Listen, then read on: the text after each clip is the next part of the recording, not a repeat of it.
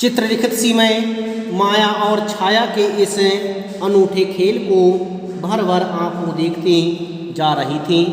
लेखा कहती है कि चित्रलिखित सी मैं माया और छाया के इस अनूठे खेल को अपनी आंखों से देख रही थी और इसे देख कर के अत्यधिक आनंदित हो रही थी। प्रकृति जैसे मुझे सयानी बनाने के लिए जीवन रहस्यों का उद्घाटन करने पर तुली हुई थी।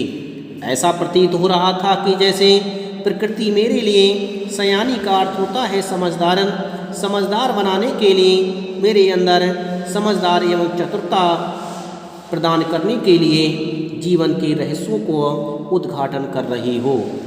धीरे धीरे धुंध की चादर थोड़ी छटी। अब वहाँ पहाड़ नहीं, दो विपरीत दिशाओं से आते छाया पहाड़ थे और थोड़ी देर बाद ही वे छाया पहाड़ अपने श्रेष्ठतम रूप में मेरे सामने दिख रहे थे।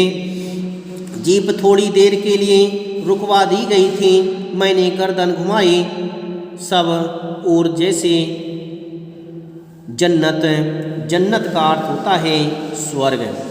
जब मैंने गर्दन को घुमा करके देखा तो मुझे सब जगह ऐसा लग रहा था कि जैसे जन्नत हो अर्थात स्वर्ग हो, बिखरी पड़ी हुई हो। नज़रों के छोर तक खूबसूरती ही खूबसूरती दिख रही थी। अपने को निरंतर देने की अनुभूति कराते पर्वत, झरने, फूलों की घाटियों और वादियों के दुर्लभ नज़ारे दिख रहे थे। वहीं कहीं लिखा था थिंक ग्रीन। आश्चर्य, पल भर में ब्रह्मांड में कितना कुछ घटित हो रहा था।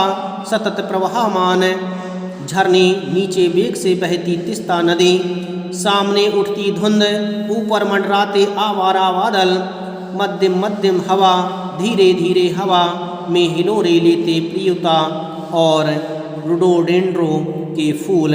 ये सब नज़ारे अत्यधिक आनंद को प्रदान कर रहे थे, अत्यधिक मन को आकर्षित कर रहे थे। सब अपनी अपनी लय, तान और प्रभा में बहते हुए चैरवेती चलते रहो ये कह रहे थे और समय के इसी सतत प्रवाह में तिनके सा बहता हमारा वजूद भी दिख रहा था। वजूद का अर्थ होता है अस्तित्व। इसमें हमारा अस्तित्व भी दिखाई दे रहा था। पहली बार एहसास हुआ जीवन का आनंद है यही चलायमान सौंदर्य। हमें पहली बार ऐसा लग रहा था कि यही चलायमान सौंदर्य ही जीवन का सबसे बड़ा आनंद है। यात्रा ही जीवन का सबसे बड़ा सुख है। संपूर्णता के उन क्षणों में मन इस बिखरे सौंदर्य से इस कदर एकात्मक हो रहा था कि भीतर बाहर की रेखा मिट गई थी। आत्मा की सारी खिड़कियां खुलने लगी थी।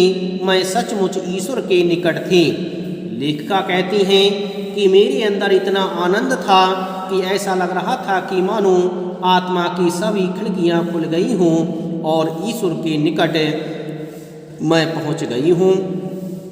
सुबह सीखी प्रार्थना फिर होठों को छूने लगी थी। साना साना हाथ जोड़ के तभी वह अतीन्द्रिय संसार खंड खंड हो गया। वह महाभाव सूखी टहनी सा टूट गया।